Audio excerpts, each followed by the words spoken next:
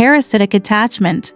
It is said that Wang Jisheng, whose nickname is Wangsun, is a famous scholar in the county.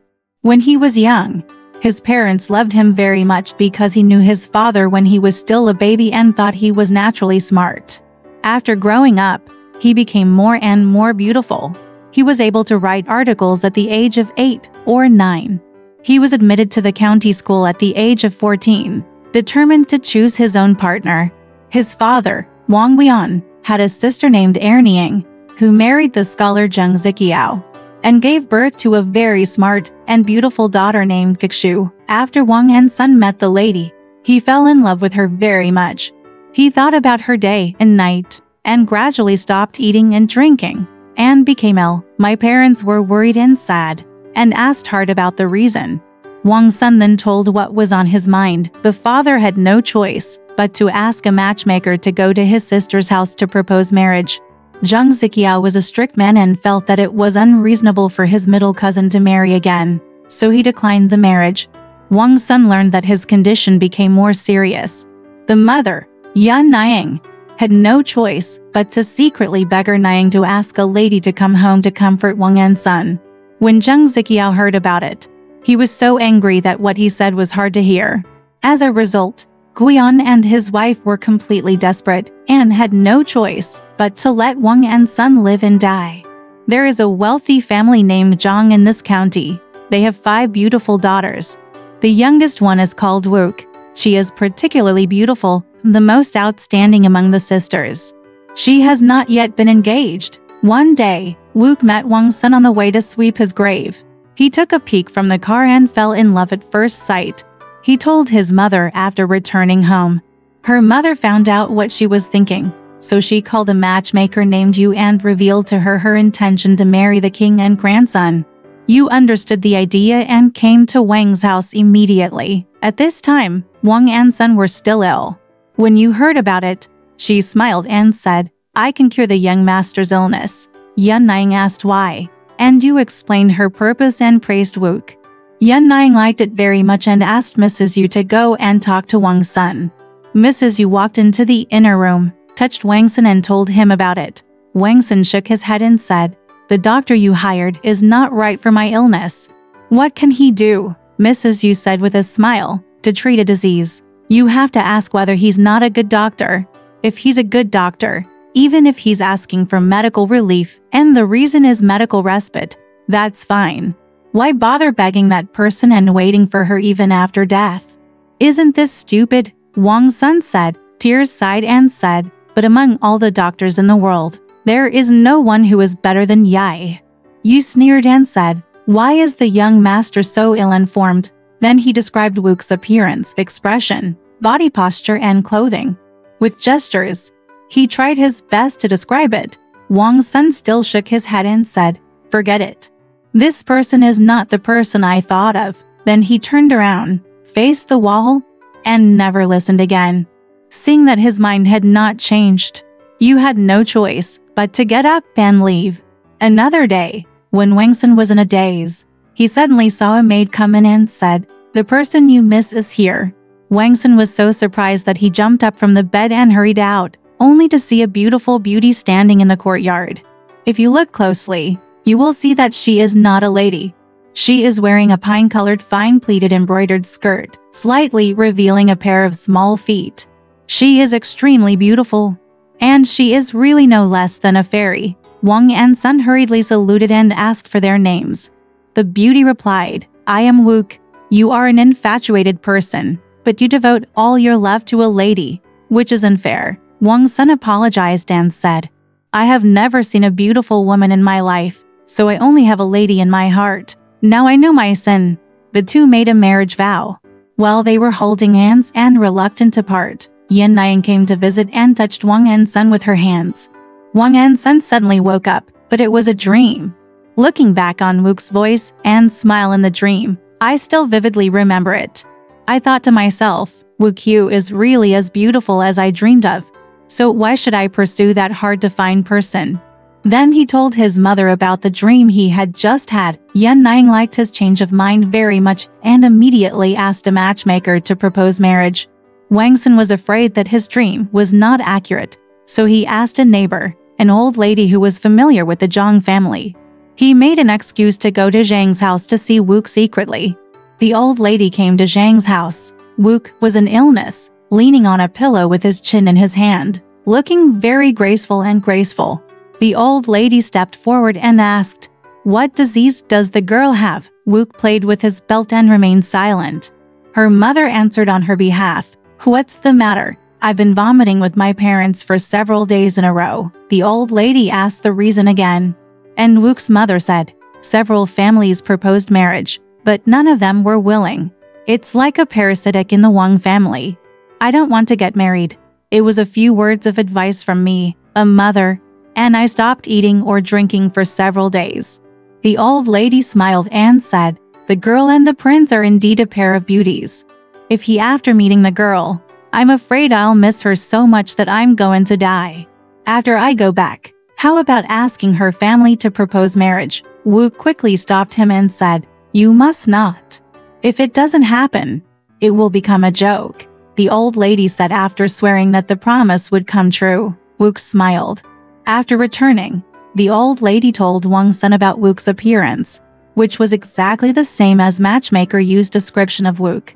Wangsun asked Wook's clothes in detail, and they were the same as what he had seen in his dream, and he was very happy.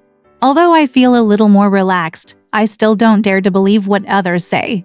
A few days later, Wangsun's illness gradually improved, and he called the matchmaker Yu and asked her to find a way for him to see Wook with his own eyes.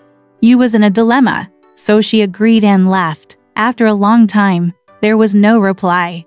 Wangsun was very anxious and was about to send someone to ask. Suddenly Mrs. Yu came with a smile and said, "Thankfully, I have a good opportunity.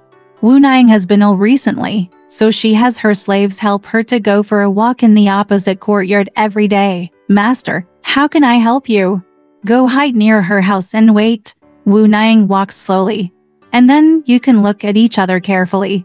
Wangsun was overjoyed. The next day, I rode horseback early, where Yu was already waiting.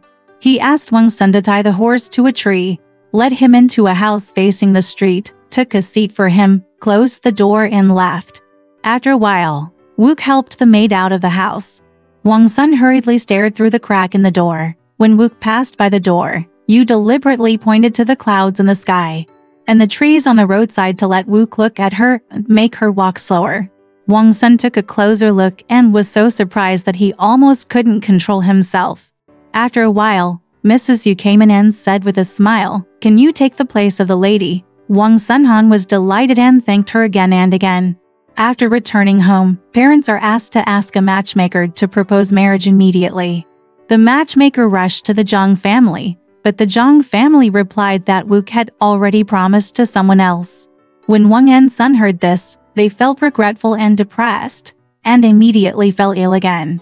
His parents were worried and sad, and blamed him for delaying a good thing. Wang and Sun didn't speak, but drank a small bowl of rice juice every day. Within a few days, he became very thin and became even more sick than before.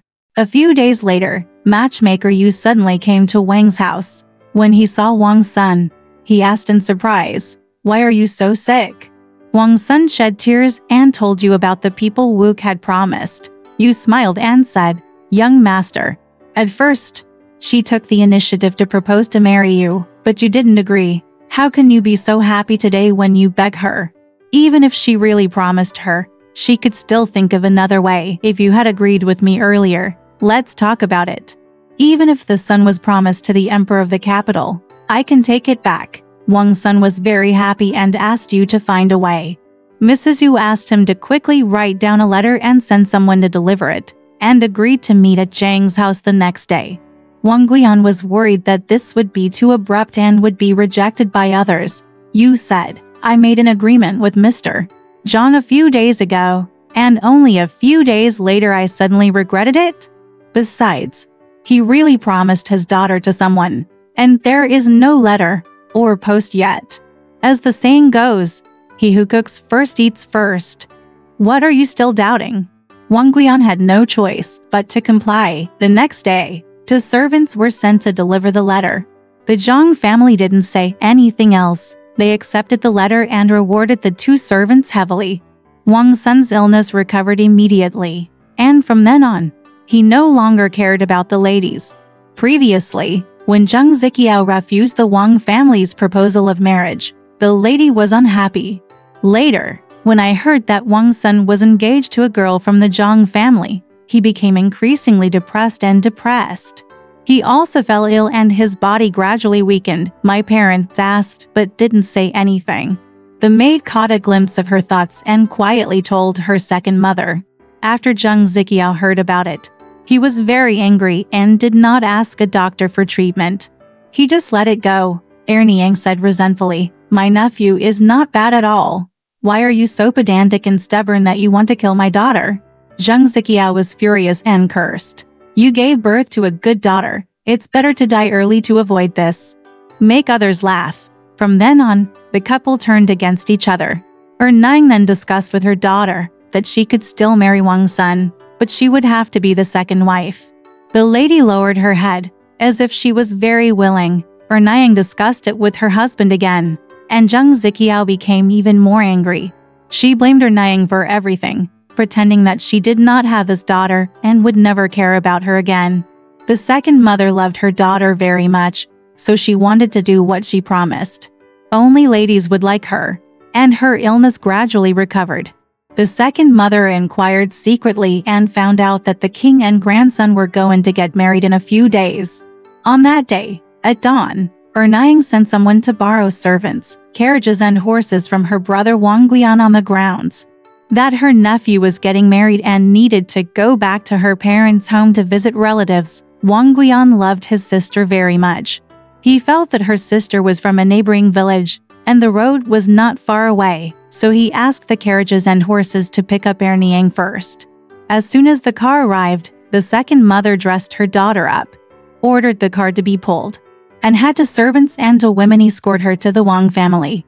When we arrived at the door of Wang's house, we spread the floor with red felt and walked in.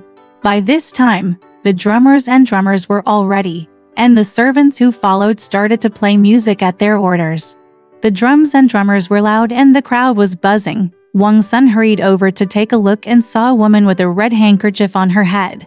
He was shocked and was about to run away when a servant of the Zheng family came over to catch her and asked the two to worship her. Wang and grandson finished their obeisance in a daze, and the two wives supported the girl straight to the bridal chamber and sat down. Only then did Wang and grandson realize that she was a lady. The whole family was in panic and didn't know what to do. At this time, it was getting dark, and Wang and son did not dare to go to Zheng's house to welcome the bride. In desperation, Wang Gui'an had to send a servant to Zheng's house to explain the situation. Duke Xiang was furious and wanted to break off the engagement. Wu refused and said, although she arrived first, she is not officially engaged. It is better to let the Wang family come and marry her quickly. Now that the matter has come to this, Duke Xiang has no choice but to handle it accordingly and ask the servants of the Wang family to go back and report it as soon as possible. Wang Gui'an still didn't dare to go. The father and son were planning against each other. They were neither happy nor angry, and they had nothing to do. The Zhang family waited for a long time and saw no one from the Wang family, so they prepared their own car and sent Wu to the door of the Wang family. Wang Gui'an had to build a new house for Wu to live in. Wang and son ran back and forth between the two new houses, exhausted. Niang then mediated for the two girls and asked them to determine their status according to their age, and both of them agreed. But when Wu heard that the lady was slightly older than him and could be called sister, he looked troubled. Niang was very worried. On the day of the 3 dynasties after their marriage, the two went to visit their mother-in-law together. They saw that the lady was graceful, and she seemed to be slightly better than herself. So they were willing to take second place, and their fate was finally settled. But Wang Gui'an and his wife have always been worried that they will be incompatible with each other over time. Unexpectedly, the two of them talked about each other, respected and loved each other, and even changed their clothes. They really looked like sisters. Later, Wang's son asked Wu why he refused to propose marriage in the first place. Wu smiled and said, "Nothing else? When you refused to marry the matchmaker, I just wanted to get back at you. You haven't met me yet, and you only have a lady in your heart. Now that you have met me, if you treat me better, I will be a little more arrogant. Let's see how you treat me better than a lady. If you get sick for her instead of me, I won't force you." Wangsun laughed. "This retribution is too poisonous. But if it weren't for the matchmaker, how could I see you?" Wu said. "I wanted you to see it myself. What can the matchmaker do? When I passed that door, didn't I know that there was someone watching inside? Dandan, we made a vow in the dream. Why don't you believe it yet and insist on going and seeing it?" Wangsun asked in surprise. "How did you know about the marriage vow in the dream?"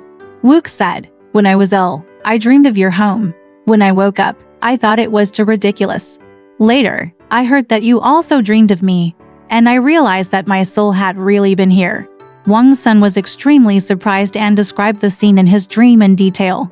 The date and time of the two dreams were exactly the same. The marriage between Wang Gui'an and his son came from dreams, which is considered a strange thing, so I will write down these two things together. Alright, this story has come to an end. If you liked it, please give it a thumbs up. Thank you.